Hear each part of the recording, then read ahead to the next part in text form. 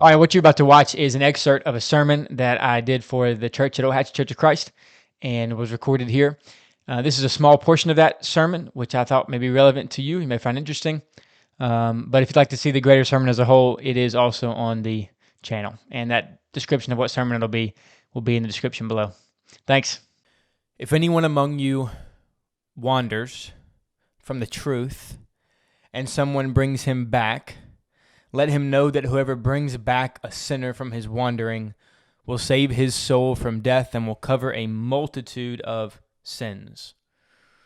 A few things I want to point out here in this last couple of verses as we finish the series of James.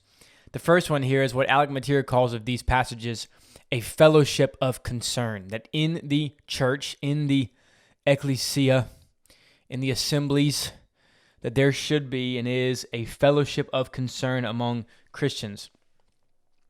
In verses 13, 14, and 19 of this section, James uses this phrase, this sort of unique phrase, this anyone among you. Is anyone among you suffering? Is anyone, that same idea, cheerful in verse 14? And then verse 19, which we just read, is anyone among you, if anyone among you wanders?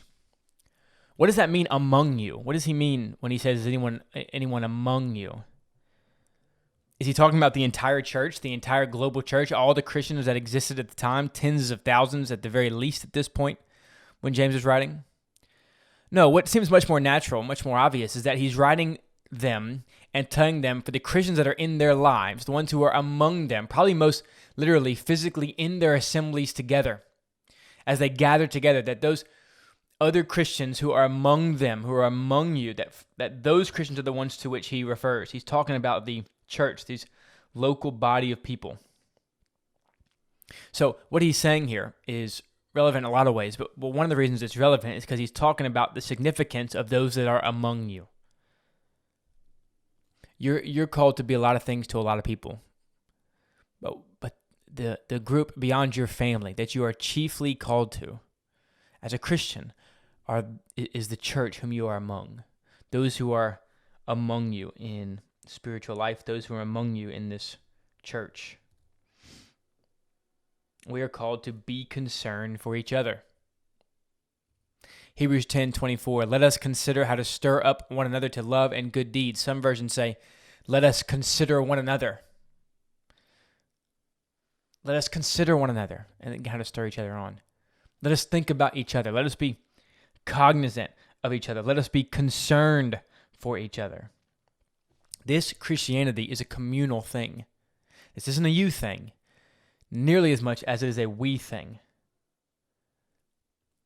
It isn't just you be faithful, it's you help me be faithful and help everybody else in the assembly, in your congregation, in your ecclesia, in your church be faithful. And then you have verse 25 where he says, not neglecting to meet together as some are in the habit of doing, which is the preacher's favorite verse, as people accuse us of, right? Because it's the command to gather, the command to go to church, like we would say it today, the command to assemble, not neglecting to meet together, that is, continue to meet together. Some are forsaking the assembly, but begging us not to do so. And these two ideas are eternally connected, that Christianity is not a you thing, it's a we thing. It's not an individual thing, it's a communal thing. And so he says, let us consider one another, how to help each other be faithful as a part of that, not neglecting to meet together, not neglecting to come to church.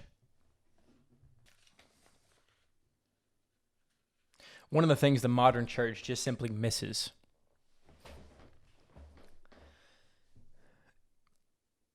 is that it's not just about personal salvation. Christianity's never been just about personal salvation, and not even chiefly about your personal salvation. When you become a Christian, you're made part of a family. And you're told now, like you are in James, that you will now watch out for the other members of your family. Well, I don't want to do that, right? I just want it to be me and Jesus, not these other people. Tough. You know, I get it. But you're not any easier than they are. And it's just tough. You don't really have that option. To love Christ is to love his church. And to love his church means loving imperfect, sinful, struggling individuals that make up that church, right? It's easier when we say love the church. It's a little less easy when we mention that Jim, whom you hate, is in that church. Jesus brings us in the local church, brings us in the church of Christ, not meaning the name of that, but the church of Jesus, Jesus' church. He brings us in his church, brings us in his body. And as a part of that, says, now you're part of a family, step up to the plate. Act like part of a family. Watch out for anyone who loses their grip on truth. You want to know why James and Jesus urge us as people to get together and watch out for anyone who loses their grip on truth? Because we constantly lose our grip on the truth. We constantly forget. Prone to wander. Lord, I feel it. Prone to leave the God I love. Our hearts are little idol factories. We are good at wandering from the truth. We are good at wandering from God. We are good at growing cold. We're good at that. And so James gets us together and says, help each other as each of you starts to wander to come back to the truth.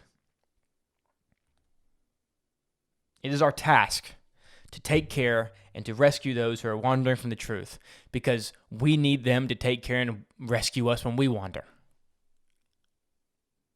The Spirit's the one doing it, of course, but he grants us the dignity of causality.